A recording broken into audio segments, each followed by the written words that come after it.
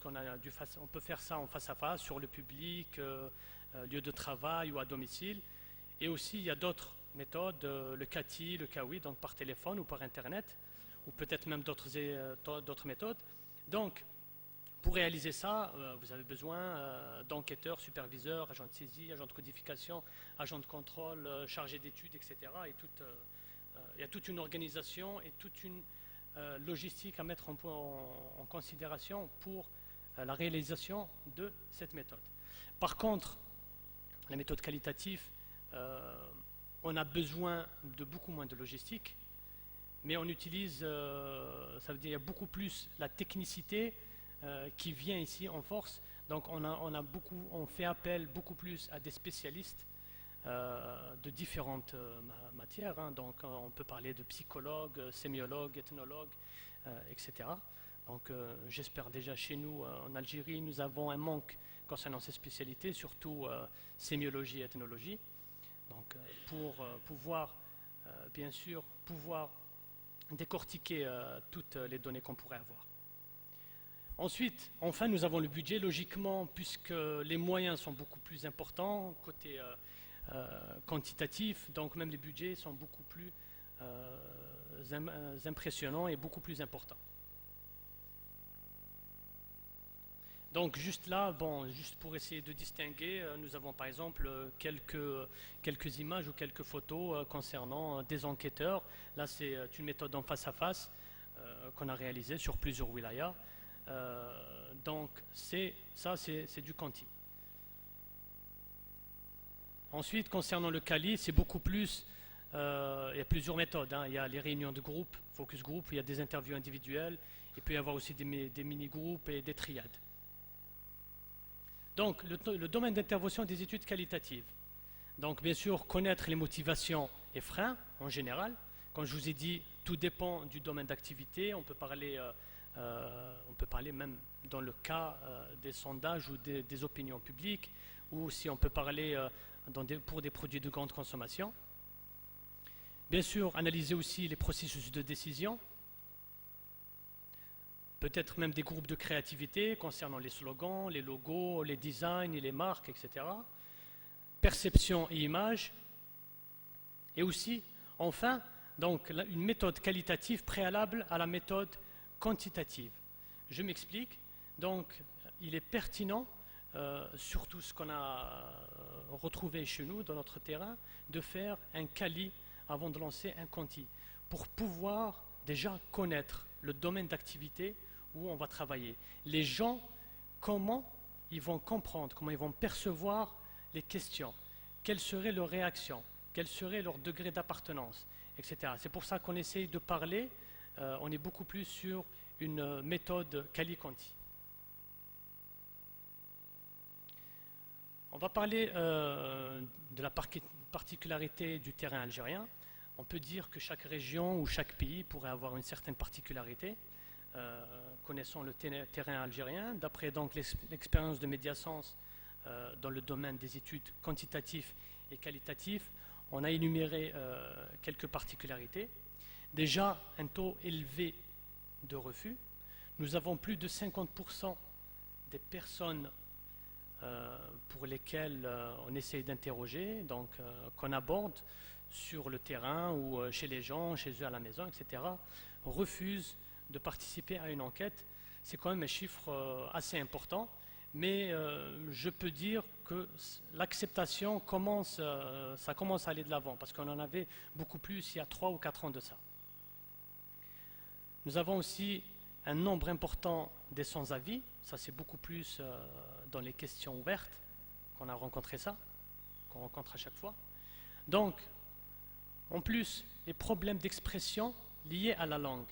Il faut savoir que, c'est pour ça donc je remercie même les outilleurs qui sont venus hier, donc je leur ai posé une question, est-ce qu'il y a possibilité de concevoir des questionnaires bilingues, donc français et arabe, et pas obligatoirement arabe classique, donc arabe dialectal. Il faut prendre en considération la spécificité des régions. Il y a des termes qui peuvent se dire, par exemple, dans certaines villes à l'ouest, ou dans certaines villes au sud, au sud-est, au sud-ouest, etc., qui pourraient créer un biais si on ne fait pas attention à toutes ces différences. Et enfin, le principe aussi de non-appartenance à une idéologie ou à une habitude. Donc, d'après notre expérience, on a constaté que, ça veut dire on a déjà fait des études quantitatives et on a essayé de faire un mix après, même sur le même domaine d'activité, ça veut dire le même sujet, le même objectif d'étude. Donc on a remarqué que les réponses n'étaient pas la même. C'est pour ça qu'on préfère faire du quali avant. Les gens, on a retrouvé surtout sur certaines questions, certains sujets, mais pas particulièrement sensibles. Dans une réunion de groupe, c'est à partir de 40 à 50 minutes pendant la réunion qu'ils commencent à déclarer ou commence à donner une autre version donc, de ce qu'il a déjà déclaré au préalable pour éviter, comme on appelle ça aussi, comme c'est bien dit, donc c'est le principe de non-appartenance. Il faut bien savoir qu'il y a plusieurs facteurs qui pourraient jouer dans le comportement d'un consommateur ou d'un individu en général. Dans ces facteurs, nous avons le facteur bien sûr psychologique, aussi les facteurs personnels. Dans les facteurs personnels, nous avons l'image de soi. L'image de soi aussi, c'est la façon dont on croit que les autres nous voient. Des fois, on évite de dire « moi, je consomme telle marque » ou « moi, je regarde telle chaîne » ou « moi, j'ai telle idéologie » ou « peut-être je pourrais voter pour tel parti », etc. etc. Donc, c'est pour ça qu'on essaye d'ajuster tout ça avec du quali. Donc, comme on a dit, pour le mix, donc la réalisation d'une étude qualitative en organisant des focus group ou interviews individuelles, des fois aussi on mixe entre les deux, pour certaines questions, parce qu'il y a des personnes qui n'aiment pas déclarer certaines choses quand on est en groupe, afin de mesurer la compréhension aussi et la perception des répondants aux divers sujets d'interrogation. Bien sûr aussi l'utilisation de techniques de projectifs, association d'images et association des items et autres sont des méthodes utilisées qui aident à décoder les différents messages. Bien sûr, messages voulus parce qu'on parle d'objectifs de communication. Et aussi, on pourrait parler aussi d'une certaine particularité, par exemple dans les études qualitatives, concernant les recrutements. Par exemple, chez nous et surtout dans certaines régions, il est quasiment impossible, par exemple, de faire un groupe mixte, donc où il y a des femmes et des hommes. Aussi, certains critères sociaux, revenus ou catégories socio-professionnelles, etc.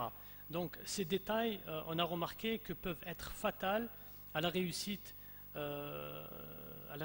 du focus group. Donc le recrutement des répondants pour les participants au focus group sont assez difficiles. Le recrutement doit être homogène sur certains critères de sélection dont j'ai cité, donc le sexe, bien sûr l'âge, certaines tranches d'âge, et aussi catégories socio-professionnelles et revenus. À chaque fois, on se retrouve, par exemple, si on allait d'une échelle de A à E, par exemple, en catégorie socio-professionnelle, s'il y a quelqu'un, si on a un B, et vous avez des fois un E ou un C-, donc on perd des fois des gens. Ça peut être, je ne peux pas dire ça, que ça soit un complexe, mais les gens ne sont pas à l'aise. Donc ne disent pas véritablement, par exemple, même s'il n'a pas de voiture, si l'autre a une voiture, il va vous dire oui, j'ai une voiture, même s'il ne peut pas se l'acheter, je consomme tel produit, etc., etc. Donc on rencontre énormément de ce genre de problèmes. Bon, pour le mécanisme en général, je pense qu'il y a un problème sur la... Je pourrais avoir un plein écran, s'il vous plaît. Pour le mécanisme en général, bien sûr, nous avons donc l'organisation de focus group au tout début. Un plein écran. Organisation de focus group. Bon, désolé, je serai obligé de tout refaire.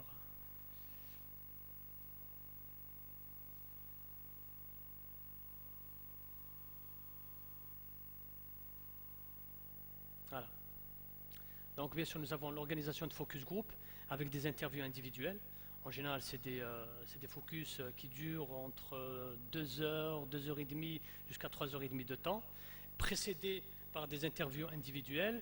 Et bien sûr, vous avez tout le côté production, enregistrement, filmage, etc. de tout ce qui se passe pour qu'ensuite qu'on puisse faire un traitement de données, les différents tris pour la réalisation du rapport. Il y a juste une chose dont je tiens vraiment à signaler, c'est je reviens toujours au côté linguistique. Donc nous, en général, sur nos terrains, même quand on fait dans des études quantitatives ou même dans les focus group, on travaille beaucoup avec la langue dialectale. C'est pour éviter les incompréhensions et même le retour d'informations pour qu'il soit brut, pour éviter aux enquêteurs ou aux personnes qui sont sur le terrain de traduire. Parce que la traduction crée un biais et pourrait être très très important après dans l'analyse des données. Il y a ça, et il y a aussi la langue dialectale qui n'est pas assez riche concernant certains termes. Je vais vous donner un exemple. Par exemple, quand on veut faire une étude qualitative concernant un produit, vous allez dire en français, on va parler par exemple de yaourt, on va dire délicieux, onctueux, etc. Essayez par exemple de trouver des termes qui pourraient vraiment traduire par exemple déjà ces mots. Par exemple, dans notre dialecte, vous avez le mot normal. Quand vous posez une question, on vous dit normal. Mais normal, donc il faut essayer, il faut avoir quand même, il faut utiliser des méthodes, etc. C'est pour ça que je vous ai dit, il y a une spécificité. Notre langue, des fois nous avons un mot qui peuvent signifier plein de choses. Et en plus, nous avons un mélange entre le français et l'arabe, et des fois même certains termes d'origine berbère. Et je vous remercie. Merci de votre attention. Merci. J'en prie. Merci. Je propose qu'on concentre les questions à l'issue des trois interventions. Merci Mourir. Et maintenant, Madame Kadri,